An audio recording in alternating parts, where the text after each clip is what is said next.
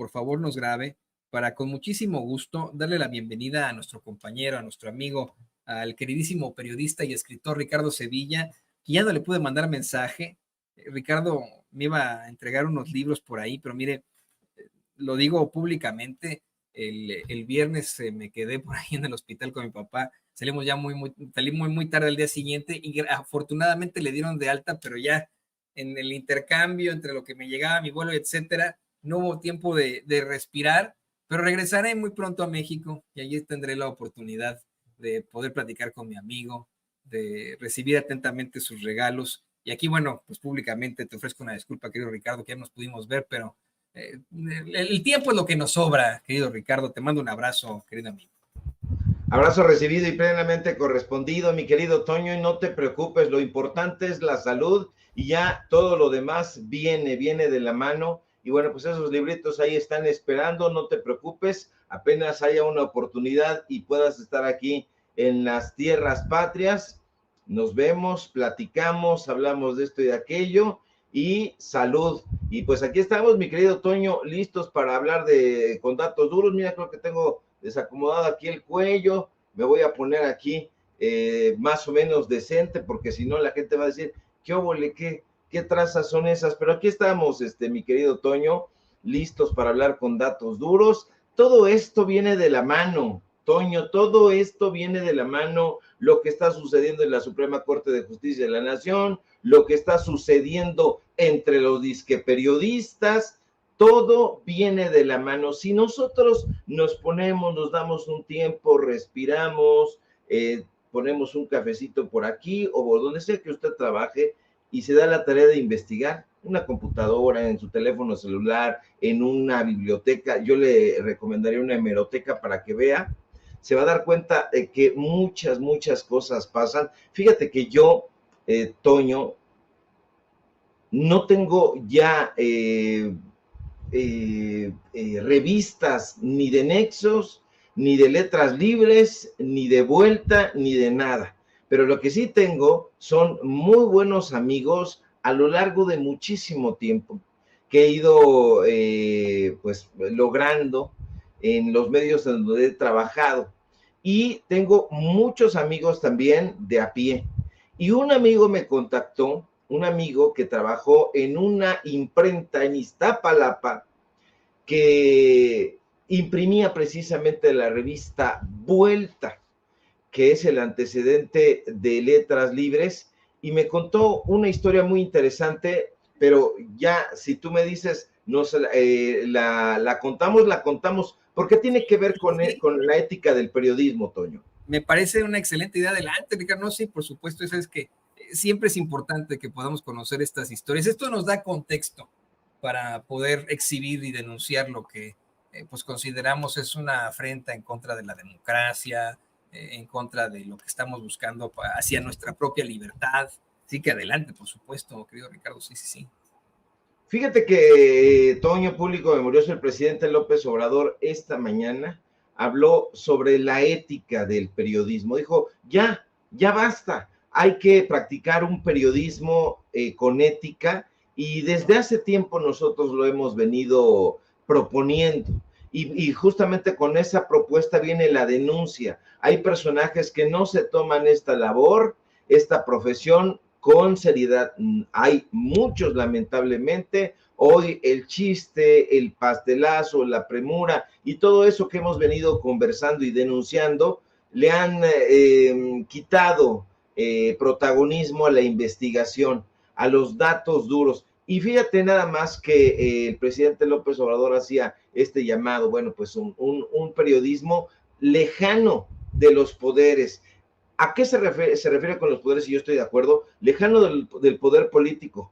Sí, cuando un periodista dice, híjole, es que mi cuate, el político fulano de tal, el político que sea, híjole, ya es de pensarse. ¿O qué piensa usted, por ejemplo, de la amistad entre Ciro Gómez Leiva y Manlio Fabio Beltrones, por ejemplo, ¿no? ¿Qué pensaría usted de la amistad entre Claudio X González y Amparo Casar? Amparo Casar, que escribe en el Excelsior y que dice que es periodista. ¿Qué pensaría de todo eso? Bueno, se lo dejo a su consideración. Desde mi punto de vista, hay que estar lejanos, como propone el presidente López Obrador, de los poderes mediáticos que vienen de la mano de los poderes corporativos, lejos del poder económico, lejos del poder político, y hay que estar cercanos. Yo estoy completamente de acuerdo, Toño, cercanos a la sociedad, cercanos a la gente, cercanos al pueblo. Y estos disque intelectuales que se desgarran las vestiduras, hoy Enrique Krause, Héctor Aguilar Camín, vienen de una larga y añeja tradición de conservadores que se presumieron liberales, pero que han recibido recursos millonarios, Toño. Te cuento lo más breve que sea posible, porque sé que viene mucha gente a participar acá, pero Octavio Paz y Enrique Krause recibían recursos millonarios del Estado y servían a los intereses de empresas particulares. Se lo digo con datos duros. Desde el comienzo, la empresa de comunicaciones orbitales, mejor conocida como ECO, propiedad de Televisa, recibió un impulso de difusión de parte de Octavio Paz y su grupo de intelectuales. ECO, que fracasó, que era un canal, no sé si usted lo recordará, de temática informativa, era propiedad de Televisa y le pagaba publicidad a la revista de Octavio Paz. El autor del Laberinto de la Soledad, premio Nobel y bueno, pues un poeta que tienen muchos como el gran poeta, la realidad es que tenía mucha comunicación y no estaba nada alejado ni de los poderes mediáticos, ni del poder económico, ni del poder político. Él tenía una estrecha amistad con el conductor de noticias Jacobo Zabludovsky. La semana pasada platicábamos de este señor. Él estuvo a cargo del proyecto y concepto general de ECO, pero no solamente recibía la buena lana de ECO, ahí está en la revista, en el video que usted puede ver en su pantalla, ahí usted puede ver con datos duros, porque tenemos justamente eso. A ver, vamos a ver la revista, a ver si es cierto, alguna de las revistas o varias de las revistas, y nos damos cuenta de que en efecto ahí se ve el pago de publicidad. Pero por si fuera poco, Toño, la revista de Octavio Paz, que insisto es el antecedente de la que hoy capitanea Enrique Krause, también recibía contratos millonarios de compañías de bebidas alcohólicas, como Casa Pedro Domecq, como Bacardí, que desde entonces, hay que recordarlo, ya tenía la destilería de ron más grande del mundo, está en Cataño, allá en Puerto Rico. Pero los recursos de Octavio Paz y Enrique Krause, porque finalmente, pues ellos como empresa pueden buscar la publicidad donde sea, lo cierto es que buscaban los recursos esencialmente no solo de la iniciativa privada. La revista de Octavio Paz también recibía publicidad del Estado y de estas asociaciones civiles que existían desde entonces. Había un llamado Centro Cultural de Arte Contemporáneo, cuya sede, usted lo recordará si tiene ya una edad más o menos como la mía, estaba ubicado en la esquina de Campos Elíseos y Jorge Eliot, en la exclusiva zona de Polanco, aquí en la Ciudad de México. Ellos tenían un museo y el recinto, que desde sus comienzos fue ideado por la empresa Televisa y asesorado por los intelectuales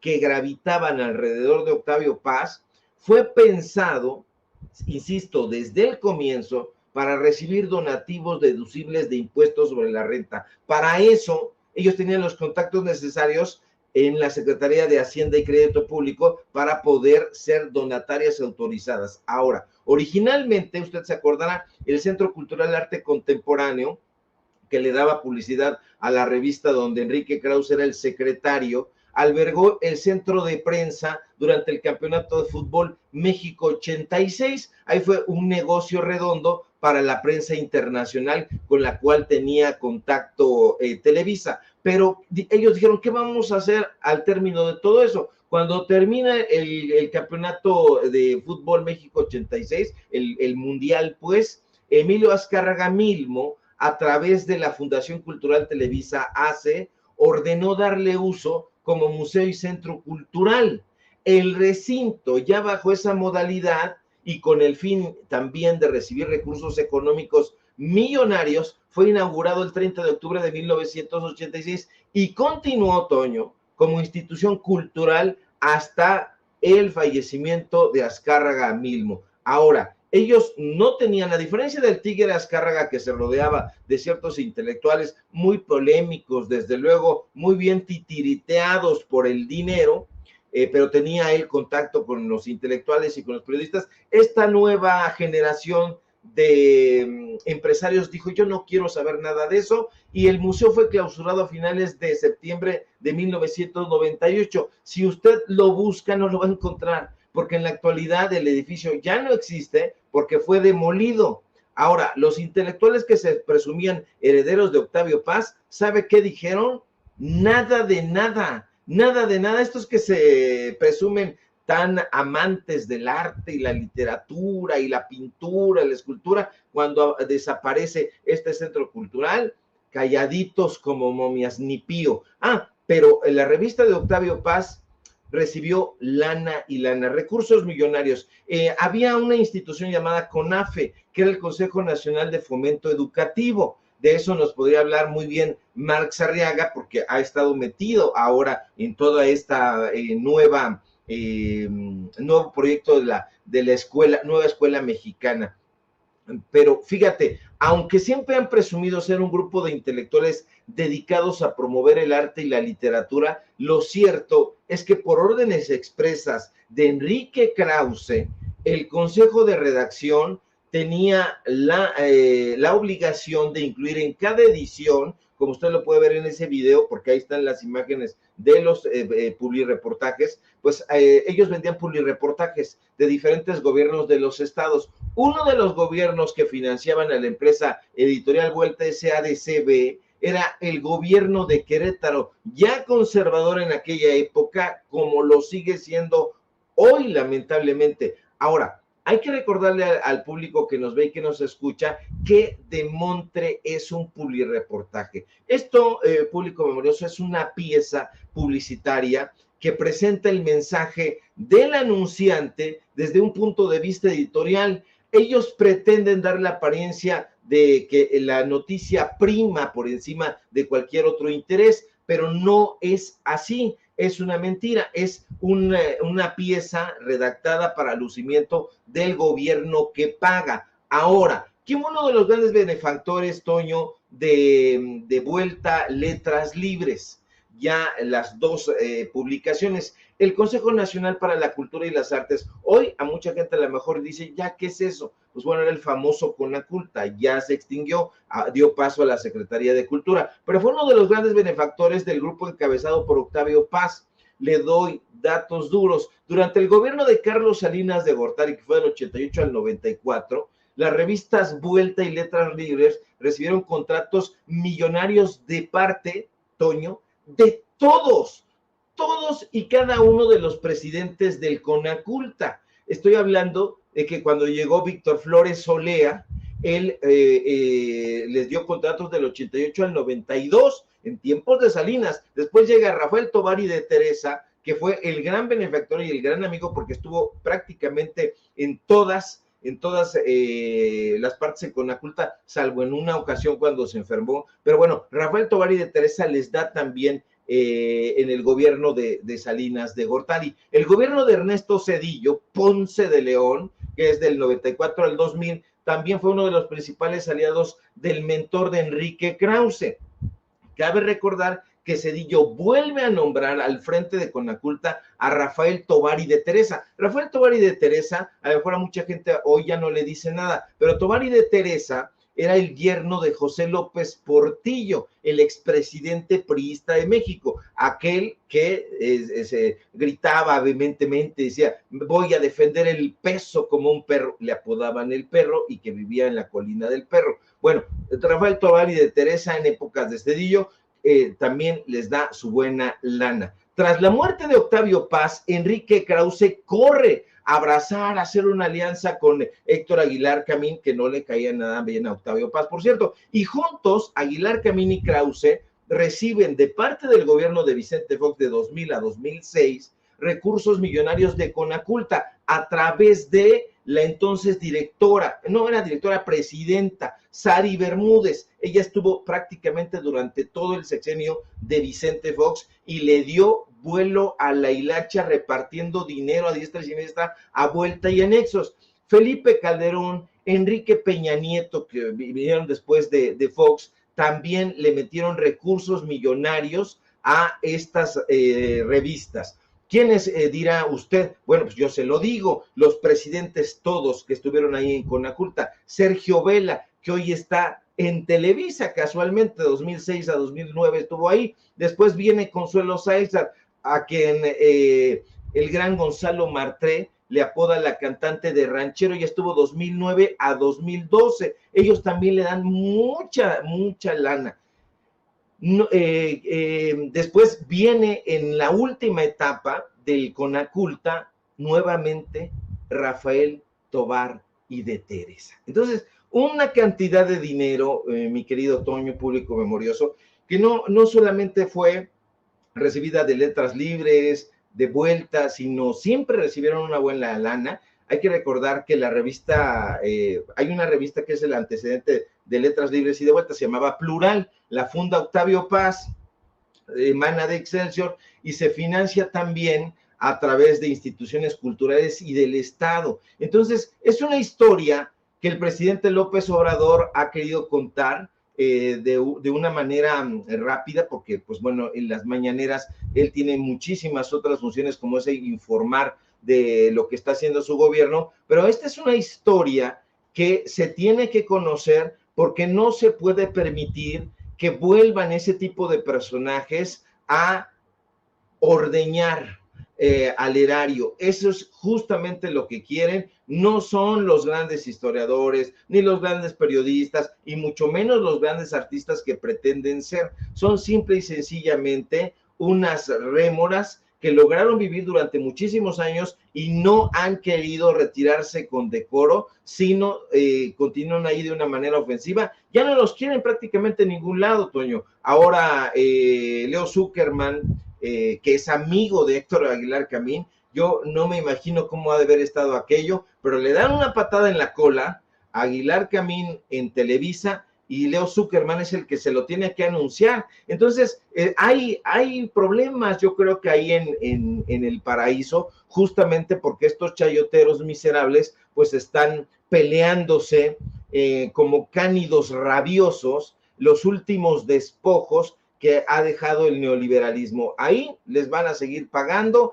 pero hasta que les colmen el plato. No veo yo lejano el momento en que la hora de opinar se termine y Leo Zuckerman salga de ese medio de comunicación. Y sabe una cosa, no tiene nada que ver con una orden de Palacio Nacional, no tiene nada que ver con tratar de inhibir la libertad de expresión, la censura y todas estas bobadas que dice Denise Merkel. Tiene que ver con otra cosa, la renovación del periodismo, y esa ya no es que esté urja y que se deba dar, Toño, no, esa ya se está dando a pesar de estos andrajosos de la pluma. Es que yo nunca he sabido, querido Ricardo, querido público consentidor, cuál es el foco, cuál es el público de la revista Letras Libres, de la revista Nexos, quién verdaderamente dice, ay, voy a, o se suscribe, ¿no? Además de estas suscripciones que existían gubernamentales, quién verdaderamente decía, querida o querido, vamos a pagar nuestra suscripción anual de la revista Nexos porque vaya que me interesan las plumas que ahí colaboran. O no, de verdad no recuerdo yo de ninguna forma haber escuchado a alguien decir, ya salió la nueva edición de la revista Letras Libres, corro a mi puesto de revistas a checarlo, o citarlo siquiera, ¿no? Pero a lo mejor soy yo un ignorante, un ignaro, querido Ricardo. La verdad es que como periodista sé perfectamente cómo se da precisamente la popularidad en una publicación, cómo es que pues hay obviamente público para todo. Pero en el caso de esas dos publicaciones y en el caso pues de otro tipo de empresas culturales como las que nos estás detallando, siempre hubo mucho, en mi opinión, cuestionamiento al respecto. Hubo pues esa falta de genialidad, querido Ricardo. Luego pedí al equipo que nos ayude para ahondar un poco más en esto. Creo que lo que nos estás planteando en estos momentos, lo que estás exhibiendo con palitos y bolitas, con datos duros, simple y sencillamente viene a sustentar la teoría nueva esta del mediocre privilegiado. Estamos hablando efectivamente por un lado, pseudointelectuales que fueron impuestos a la mala en los medios de comunicación corporativos o en los medios de comunicación masiva por parte de políticos de la talla de hasta presidentes, pero que carecen de cualquier tipo de creatividad, de genialidad, de fuerza académica, si lo quieres ver así, o de simple y sencillamente de fuerza literaria, y que pues se salieron con la suya en una especie de fraude, ¿no? El fraude de que, en primer lugar, nos los imponen como si fueran los grandes intelectuales de México. En segundo lugar, obtienen ganancias en sus revistas única y exclusivamente porque esas revistas o esos medios son comprados por el mismo gobierno con nuestro dinero, dinero de nuestros impuestos. O sea, en estricto sentido estamos hablando de un gran fraude en cuanto a lo intelectual, y pues hoy, híjole, estamos viendo a esos sujetos que están dejando los medios de comunicación corporativos y lo que tú quieras, pero ellos se siguen detentando como los grandes intelectuales de México.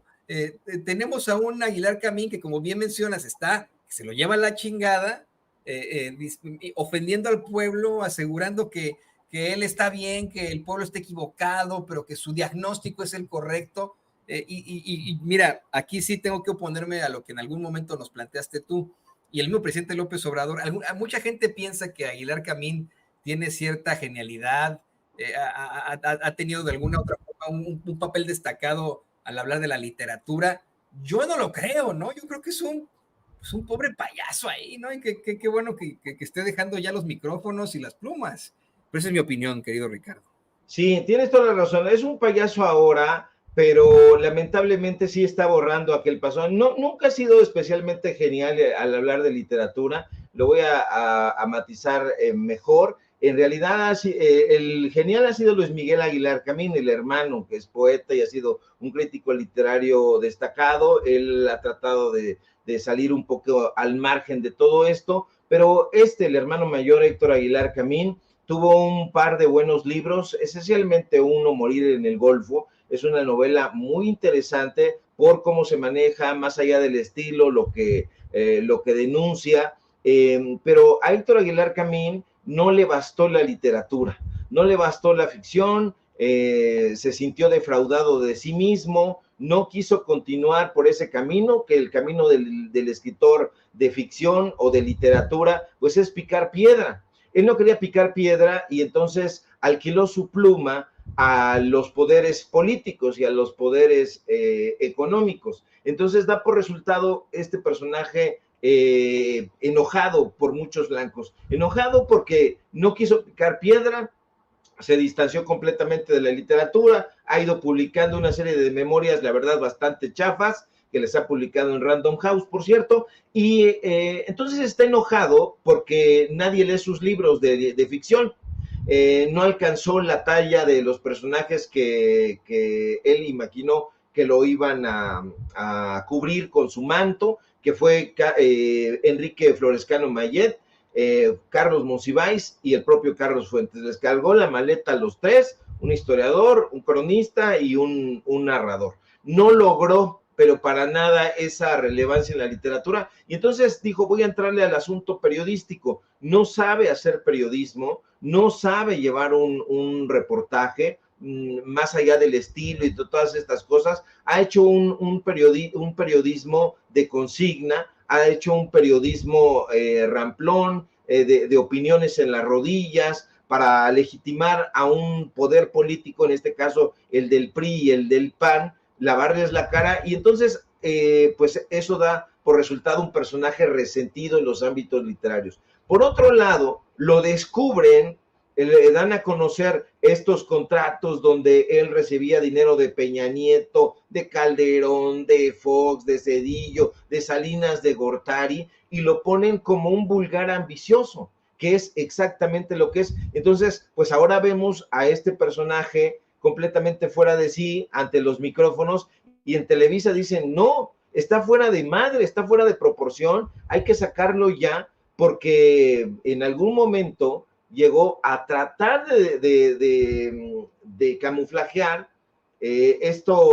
estas opiniones a través de citas más o menos apantallantes, pero ya no lo ha logrado, entonces está completamente descompuesto. Hace no mucho tiempo lo veíamos completamente ebrio como una cuba, saliendo a decir que lo que él extrañaba eran los apapachos millonarios que le daban en aquella época. Hace poco lo volvimos a escuchar completamente delirante diciendo que el pueblo, que la gente, que la ciudadanía está equivocada y que nos vamos a arrepentir de nuestras decisiones. No, de lo único que se va a arrepentir Héctor Aguilar Camín es justamente de perder la cabeza como la ha perdido, porque muy larga va a ser, muy larga y agonizante va a ser su caída, y va a recibir toda clase de oprobios y epítetos en esa caída completamente vergonzante. Ni escritor, ni periodista, y sí un vulgar mezquino que se ha lanzado en contra del pueblo, un pueblo que además pues lo cobijó, porque hay que recordar que él es hijo de una mujer cubana que llegó aquí, ahí a la península de Yucatán, y bueno, pues venía de abajo, se pervirtió en el camino, a diferencia de Enrique Krause, que nació pervertido, y bueno, pues ahí está este personaje absolutamente viciado, mi querido Toño. Él y el resto de sus amiguitos, de sus compañeritos, de los que piensan que vamos a enfrentarnos a una monarquía cuando son ellos los que quisieran una monarquía, como Enrique Krause, que una y otra vez ha ido a España a besarle las nalgas al actual rey, si se le puede llamar así, ¿no? Que en mi opinión, querido Ricardo, bueno, pues ese tipo de cargos equivale cargos inventados, equivale a la botarga de Mickey en Disneylandia. Pero bueno, ahí lo tienen. Pero ¿sabes qué cargos no son inventados? ¿Qué cargos se ganan de alguna otra forma? Pues los que México tendría que determinar para un gabinete. Y le voy a pedir al equipo que nos grabe, porque vale mucho la pena que tengamos en línea en estos momentos a nuestro queridísimo periodista y escritor Ricardo Sevilla. Pues hace cuestión de minutos, la doctora Claudia Sheinbaum acaba de determinar quién será el director de Petróleos Mexicanos en su administración, en su gabinete. Le pido al equipo que por favor vayamos a la conferencia en la que hace este anuncio, y lo platicamos, por supuesto, en unos momentos más con Ricardo Sevilla. Muy buenos días a todos, a todas. El día de hoy tengo mucho gusto de presentar al próximo director de Petróleos Mexicanos. Su nombre es Víctor Rodríguez Padilla, doctor Víctor Rodríguez Padilla. Nos conocemos con Víctor desde, no quiero decir desde cuándo, porque es hace muchísimos años. Él es más grande que yo. Pero tenemos la misma carrera, aunque estudiamos el doctorado en distintos lugares. Él estudió física también en la Facultad de Ciencias de la UNAM. Quizá él fue el primer físico que se fue a hacer la maestría a la Facultad de Ingeniería en Energía, pero tuvimos maestros similares como Marco Martínez Negrete, que nos orientó a estudiar energía. Y después él hizo el doctorado en Economía de la Energía en la Universidad de Grenoble, en Francia. Tiene postdoctorados en el Instituto de Economía y Política de la Energía en Francia y en el Instituto Nacional de la Investigación Científica en Quebec, Canadá. Profesor invitado en la Universidad de California en San Diego, en el Instituto de América en California y universidades en Bolivia y Colombia. Ha sido galardonado con el Premio Nacional de Investigación Económica Jesús Silva Herzog, las cátedras especiales Mariano Hernández Barrechenechea y Odón de Buen, y la medalla Gavino Barreda de la UNAM. Es actualmente profesor del posgrado de Ingeniería en la UNAM y miembro nacional del Sistema Nacional de Investigadores. Ha sido asesor en el Senado de la República, en la Cámara de Diputados, en la Auditoría Superior de la Federación, en el Consejo de la Judicatura para temas de energía. Ha sido consultor de la Comisión Económica para América Latina y el Caribe, la Organización Latinoamericana de Energía e iniciativas climáticas. Es miembro fundador de una organización que hace tiempo estuve yo también, que se llama Observatorio Ciudadano de la Energía, que siempre luchamos por la defensa de los organismos públicos, de Pemex, de CFE, en contra de la privatización. Es experto en economía y política de la energía, organización y regulación de las industrias de la energía, contratos, régimen fiscal, seguridad energética, transición energética, petróleo, gas natural, electricidad, sobre integración energética en América del Norte. Él desde el primer Tratado de Libre Comercio defendió la soberanía energética de nuestro país. Tiene 42 años de experiencia en el sector energético y, por supuesto, ha sido defensor de las empresas energéticas de la nación, de la soberanía energética. Tiene diversos artículos, libros publicados sobre estos temas. A ver, Pau, si le pones los 2 artículos. Escribimos juntos varios artículos académicos y artículos de opinión, particularmente en La Jornada, en los 90s. Es un artículo, por ejemplo, este es 2009, Política Mexicana e Indicadores de Sustentabilidad. El presente artículo analiza la política energética nacional y sus implicaciones en el marco de desarrollo sustentable a través de la metodología de adaptación de la Comisión Económica para América Latina y el Caribe, para los temas de autarquía, robustez, productividad, cobertura eléctrica, satisfacción de necesidades energéticas básicas, pureza relativa en el uso de la energía, participación de fuentes renovables, alcance de recursos fósiles. E hicimos entonces un análisis de la política energética mexicana del 97 al 2006. Y por ahí hay un artículo del 99 en el periódico La Jornada que escribimos juntos.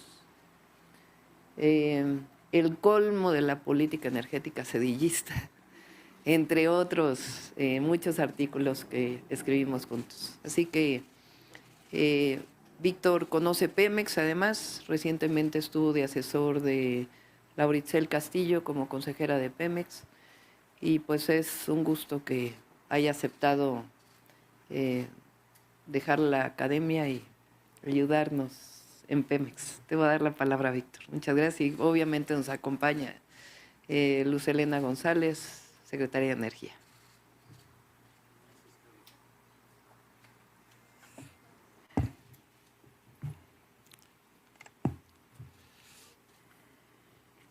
Bueno, pues muchísimas gracias. Buenos días a todas y a todos. Quiero agradecer a la presidenta electa, la doctora Claudia Sheinbaum Pardo, por la gran oportunidad que me ha dado para participar en su equipo de gobierno, específicamente en Petróleos Mexicanos, la empresa más grande del país y sobre todo la empresa de todas y todos los mexicanos.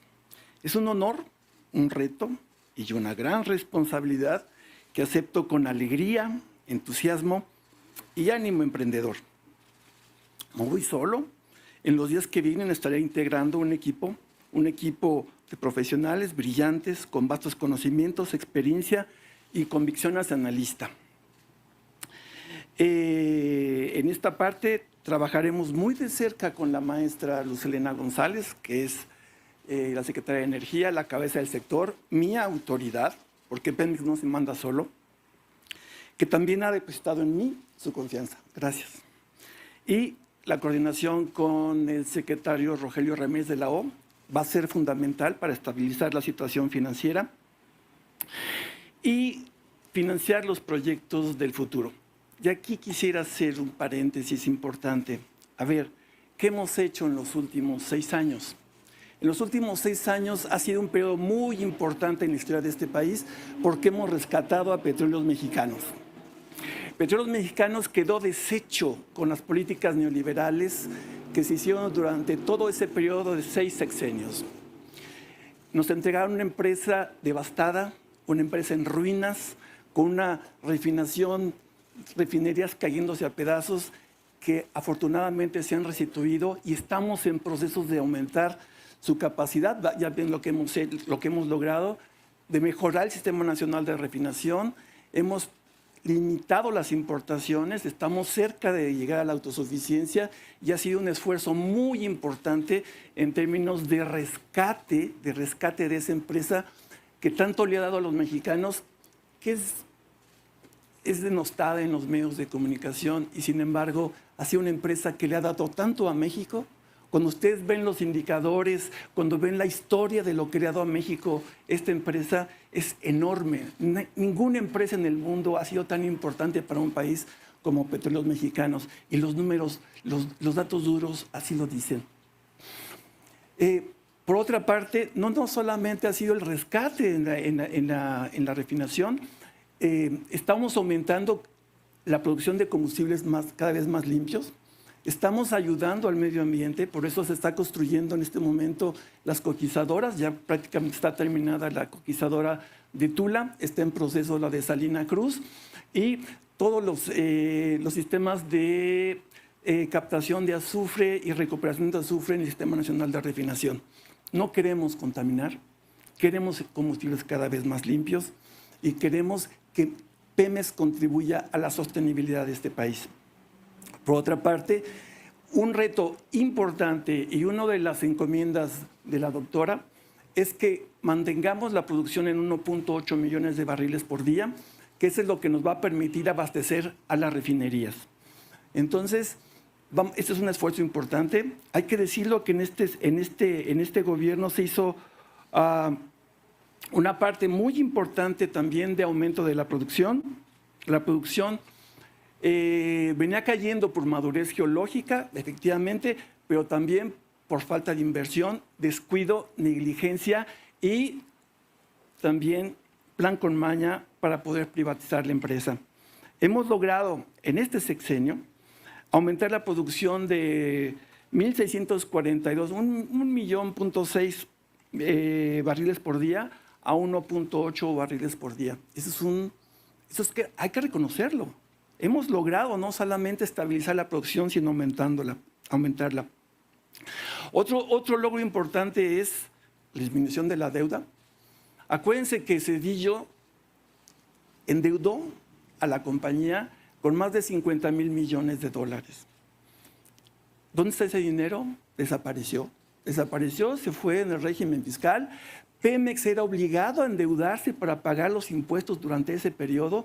Llegó a pagar hasta más del 70% de los ingresos de Pemex Exploración y Producción, uno de los regímenes fiscales más agresivos que hubo en el mundo. Y a través de ese régimen fiscal, ¿cómo se vació la empresa? Pues ese aumento de la deuda que llegó hasta 130,000 millones de dólares en la inercia de lo que ya se había endeudado, se bajó a 99.4 millones de barriles y sigue bajando.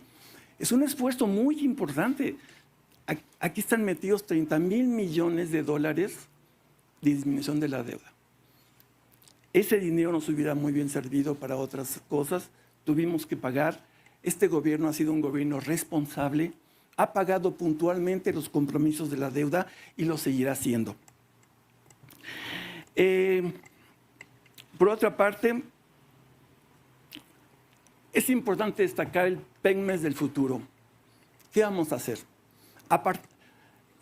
Sobre la base de que estamos en el balance energético nacional, si ustedes checan los datos de la Secretaría de Energía, el 88.8% del consumo de energía en el país es energía fósil.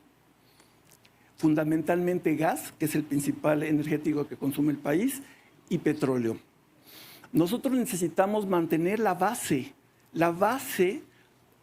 de alimentación de la economía en energía, y esa base siguiendo petróleo y gas, mientras hacemos la transición energética. Todo lo que venga aumento de la demanda de energía va a ser renovable. Vamos a hacer un esfuerzo mayúsculo, grande, en desarrollar las fuentes renovables de energía, todas las que podamos hacerlos, y Pemex va a jugar un papel fundamental. Pemex no se va a limitar a hacer petróleo, gas, condensados y lo que siempre ha hecho. No, ahora vamos a hacer proyectos nuevos. Vamos a tener asociaciones con la sociedad, con las universidades, con los empresarios para hacer los proyectos del futuro. Vamos a hacer energía eólica, energía solar, energía eólica offshore. Vamos a hacer materiales estratégicos, entre ellos el litio, una de las encomiendas de la presidenta, que es muy importante los elementos constituyentes de las fuentes renovables, porque sin ellas no hay futuro. Pemex va a estar presente. Pemex va a dar un cambio hacia la sostenibilidad. Es nuestro compromiso en los últimos 6 años, en los próximos 6 años. Finalmente, finalmente quiero agradecer el apoyo de los doctores Leonardo Lomelí Vanegas y José Antonio Hernández Espriu, rector de la UNAM y director de la Facultad de Ingeniería. Un científico, es que eso es lo que a mí me da mucho más felicidad en cuanto a un todo de esta noocracia, de esta sofocracia, ¿no? Es algo con lo que yo soñé cuando era niño, ¿no? Siempre dije, bueno, ¿por qué? Cuando era niño decía, ¿por qué no le dan el gobierno a los científicos, y a las más inteligentes? ¿Por qué tenemos a personajes como Miguel de la Madrid, como Carlos Salinas de Gortari, o los que se dicen ser inteligentes y pues la verdad han demostrado que no, como Ernesto Zedillo y Valle Astazar, o Vicente Fox? La primera vez que se deposita el gobierno, se deposita el poder en manos de los sabios, de los que detentan el conocimiento. De verdad es interesantísimo saber que al frente de Petróleos Mexicanos va a estar un físico, ¿no? Un hombre que tiene una larga carrera, y quiero comentarlo contigo, querido Ricardo. ¿Qué te parece este nombramiento después de un sexenio en el que que criticaron a alguien como Octavio Romero Oropesa diciendo, ese agrónomo, ¿por qué lo ponen como director de Pemex? Cada vez que me dijeron que me decían eso del agrónomo y etcétera, bueno, o sea, no, ser cabrones, ¿no? Si pusieron al frente de Pemex a personajes como Emilio Lozoya Austin, como el primo de Salinas de Gortari, José Antonio, su apellido fulanito, ¿qué tiene de malo que hubieran puesto a un agrónomo al frente de Pemex? Hoy creo que ya no tendrán ningún problema, ya no tendrán de alguna otra forma algún tipo de cuestionamiento o justificación a dichos cuestionamientos al enfrentarse a esta noocracia, a esta sofocracia, querido Ricardo. Sí, bueno, pues es que estos personajes no entienden la O por lo redondo, y eso tiene que ver con las críticas que hacían a Octavio Romero Oropesa. Hizo muy buen trabajo, pero buen trabajo, es que hay que revisar las obras completas de lo que hizo. Hay que recordar que no es solamente la cabeza. Cuando tú tienes una responsabilidad de esa magnitud, pues tienes que echar mano de especialistas que te acompañen. Y el caso de Octavio Romero Oropesa, pues fue muy interesante.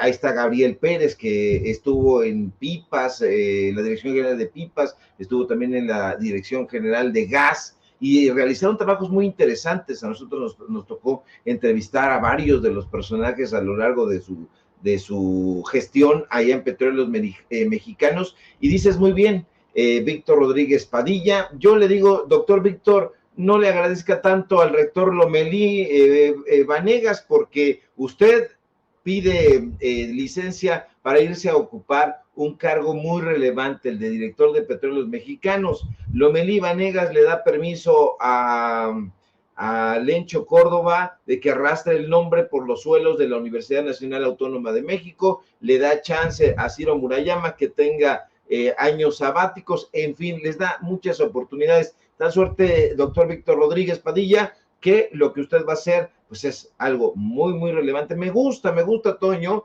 que Rodríguez Padilla comente que trabajará en coordinación con la Secretaría de Energía y con la Secretaría de Hacienda y Crédito Público. ¿Por qué? Porque ahí está justamente el meollo del asunto, estabilizar la situación financiera de la paraestatal, porque se han encargado de robarla. Todavía hay personajes que han han dado pecho tierra ahí en Petróleos Mexicanos. La propuesta del presidente López Obrador va a continuar y la propuesta en Petróleos Mexicanos ha sido rescatar a esa empresa mexicana. ¿Por qué? Porque estamos muy cerca de lograr la autosuficiencia en materia energética y pues bueno, es un desafío enorme, y esto de que trabaje en coordinación con Rogelio Rodríguez de la O va a ser fundamental precisamente para ello, estabilizar primero la situación financiera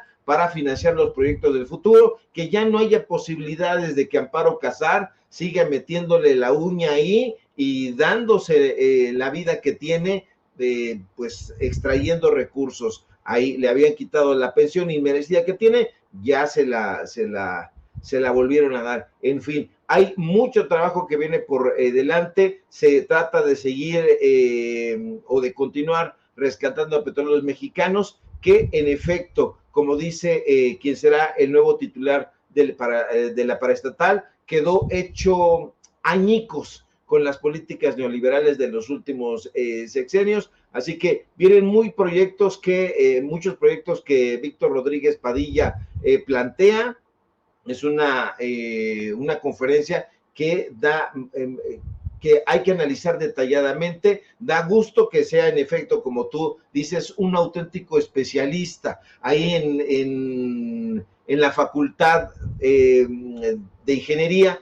Tiene pues líneas de investigación muy interesantes. Está la energía y desarrollo, es especialista en política y planeación energética, y bueno, pues también conoce muy bien el tema de la regulación de las industrias energéticas. Y bueno, algo que me pareció muy relevante, es especialista en régimen fiscal de los hidrocarburos. No le van a poder ver la cara al próximo titular de Petróleos Mexicanos. Así que una vez más, un acierto de la doctora Claudia Sheinbaum, mi querido Toño. Sí, exactamente, un acierto de la doctora, otro científico como ella, y bueno, había ahí cómo oponerse, ¿no? Ya veremos de qué cuero salen más correas, como dirán en mi pueblo. Para cerrar, querido Ricardo, le pido al equipo que nos grabe, traes otro tema que está durísimo. Nos aseguras que la oficial o el oficial mayor, me parece que es la oficial mayor de Norma Piña, la que da los contratos en la corte, es amiga de Germán Martínez Cázares. ¿Cómo está eso? Cuéntanos. Claro que sí, mi querido Toño. Yo no paro con los datos duros, y fíjate que desde la semana pasada me llamó muchísimo la atención porque recordaba su nombre y su fotografía y su ponencia. Ella se llama Dimna Gisela Morales González. Al estar haciendo estos reportajes que le hemos venido presentando aquí en Sin Censura, nos dimos cuenta de que ella es la que firma. Uno de los personajes que firman, quizá uno de los personajes más importantes, es Dimna Gisela Morales González. Ella es la oficial mayor de la Suprema Corte de Justicia de la Nación. Es gente de Norma Piña, mi querido Toño, pero lo que muy poca gente sabe es que la oficial mayor de la Suprema Corte de Justicia, la que fue a defender las millonadas que dilapidaban los ministros y ministras de la Suprema Corte de Justicia de la Nación, usted la recordará porque se puso, pero de parada de uñas, pues está vinculada al Partido Acción Nacional. Y le digo más, es gente de Germán Martínez Cázares. ¿Cómo crees, Sevilla? Sí, es gente de Germán Martínez Cázares. Martínez Cázares, por cierto, amigo de Krause, es amigo y defensor de la ministra presidenta de la Suprema Corte de Justicia, Norma Piña. Usted debería de ver cómo se enoja, cómo la defiende ahí en el espacio en la cueva de los malandros, como tú le dices, mi querido Toño, ahí en Radio Fórmula, donde tiene espacio con Ciro. Defiende a Norma Piña a todo lo que da, y uno dirá, bueno, ¿por qué? ¿Que esto tendrá algo en particular de ser? Y bueno, resulta que sí, que Dimna Gisela Morales González tiene una amplia trayectoria en la burocracia panista. Le digo, la oficial mayor de la Suprema Corte de Justicia de la Nación, fue en su momento jefa de servicios de presupuesto en el ISSSTE. Después fue directora de vinculación de la Dirección Adjunta de Posgrado y Becas ahí en el CONACYT. De ahí se la llevan al polémico Instituto Federal de Telecomunicaciones. Allá va a manejar los dineros. Ella es, de hecho, ahí en el Instituto Federal de Telecomunicaciones, fue directora de programación y presupuesto, manejaba el billete. Después se la llevan al CONACYT. allá al CONACYT, estuvo ahí, ella es egresada, por cierto, del CONACYT, allá estudió también, y bueno, esta mujer fue destituida en su momento del CIDE, se la llevan al CIDE, ahí está trabajando muy campantemente, allá manejaba también el dinero, ella fue coordinadora de administración y finanzas del CIDE, y cuando la destituyen se habló de malos manejos, de manejos oscuros en las finanzas del Centro de Investigación y Docencia Económica, de donde son egresados todos estos comentócratas y opinólogos que están infestando los medios de la derecha. Pero no pasó mucho tiempo desempleada. Si a nosotros nos dan cuello, a usted y a mí en alguno de los trabajos que tenemos, pues a lo mejor nos va a costar un poco de trabajo o muchísimo trabajo encontrar otro lugar donde podamos emplearnos. Pero ese no es el caso de este tipo de personajes. No pasó mucho tiempo cuando la destituyen del CIDE, Dimna Gisela llega al Instituto Mexicano del Seguro Social. Se la llevan al Instituto Mexicano del Seguro Social, allá la hacen directora de finanzas. ¿Y quién cree usted que lo hace? Germán Martínez Cázares. Cuando llega Germán Martínez Cázares al IMSS y trata de desvalijarlo, porque esa es la palabra, a la primera que llama es a Dimna Gisela y le dice, tú que tienes gran trayectoria en el CIDE, en el CONACYT y todo el rollo, que eres de nosotros, te vamos a hacer directora de finanzas del Instituto Mexicano del Seguro Social. Entonces, pues esta mujer tiene vínculos muy estrechos con Germán Martínez Cázares, trabajó con ella, con él, y pues es nada más ni nada menos que la ficha importante que mueve cuando ya no se queda sin el Instituto Mexicano del Seguro Social, la manda a llamar Norma Piña y le dice, ¿sabes qué? Tú vas a ser la oficial mayor de la Suprema Corte de Justicia de la Nación, y bueno, pues ahí ella es la que maneja el presupuesto. Entonces ella maneja el presupuesto, estamos hablando de 68,933 millones de pesos, que es el presupuesto que tiene el Consejo de la Judicatura, y 5,630 millones de pesos que tiene la Suprema Corte de Justicia de la Nación. Entonces, todo esto, mi querido Toño, se suma a la polémica que está rodeando a Norma Piña. Hay que recordar que está Natalia Reyes Heroles y María Cristina Martínez Cobar, quienes ellas fueron en su momento designadas como secretaria general de la presidencia de la Corte y secretaria general de presidencia del Consejo de la Judicatura. O sea, todo lo tiene perfectamente bien peinadito Norma Piña, y tiene ahí a los personajes que no solo lo de menos sería que le rindieran pleitesía, Toño. Lo más relevante es que manejan un presupuesto millonario, y entonces cuando vienen todos estos a desacreditar los reportajes que nosotros presentamos y dicen, no, es que no lo firmó Norma Piña. Pues claro que no lo firma Norma Piña, pero Norma Piña pone a su canchanchan a la gente de Acción Nacional, a la gente de la derecha, para que haga ese tipo de trabajos, y pues ya ve usted los resultados. Entonces, esa defensa tan airada que hace Dimna en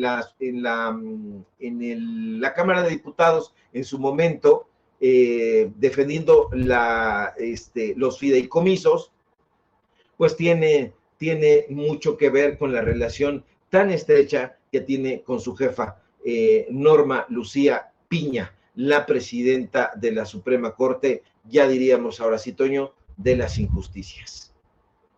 Mi querido Ricardo, así me dijeras que en el equipo de Norma Piña, no sé, ¿no? Trabaja, no sé, ¿no? Algún miembro de Al Qaeda, no lo dudaría. O sea, sí, pues tienes, era de esperarse, así que pues ahí están estos personajes cercanos a la ministra presidenta, quien pues hoy está pasando a la historia como tal vez esa que habría perdido de alguna u otra forma a ese poder judicial a punto de ser reformado. Mientras tanto, bueno, pues te agradezco por tan intensos y tan importantes e interesantes análisis, y te pido que por favor nos compartas tus redes sociales para que la gente se ponga en contacto contigo, querido Ricardo. Nada que agradecer, mi querido Toño, público memorioso. Aquí estamos para informar Síganos, por favor, en nuestras redes sociales para que continuemos dándole fuerte a la información dura en X, @Sevilla Crítico, en Facebook, Ricardo Sevilla, y nada más. Síganme, por favor, en paralelo24.mx, en los datos duros. Hoy tenemos informativo en punto de las 9 de la noche y, por supuesto, aquí en La Familia Sin Censura, donde somos orgullosamente miembros. Y bueno, pues ya nos vamos corriendo a hacer algún documental que vale muchísimo la pena, porque pues nosotros lo que tenemos que hacer, Toño, es no periclitar, seguir informando, aunque no esté de moda el periodismo de investigación, lo vamos a poner de moda y veo con muchísimo gusto que aunque hay un puñado, poquitos colegas que están investigándole por ahí, todavía van a seguir los datos duros. Acaba usted de escuchar al nuevo titular de Petróleos Mexicanos diciendo, ahí están los datos duros. Entonces, ¿qué es lo importante? No lo que yo pienso, no lo que yo creo, no lo que me dijeron, lo que yo barrunto, lo que yo sospecho, lo que yo imagino y todas esas tonterías de la derecha. No, lo importante son los datos duros. Mi querido Toño, estamos muy pendientes a la información. Así es, lo importante es que podamos sustentarlo todo con rigor periodístico, aunque haya muchos que no lo conozcan. Si lo conoce, sabe quién, el periodista y escritor Ricardo Sevilla. Ricardo, te mando un abrazo, ya nos veremos muy pronto. Bueno, usted tiene al querido Ricardo Sevilla. No sé si me perdí yo, ¿sigo al aire, don David? Porque de pronto perdí como que la comunicación ahí con Ricardo y sé que esta computadora está dando tumbos. Pero bueno, vamos ahora sí a más información. Mire,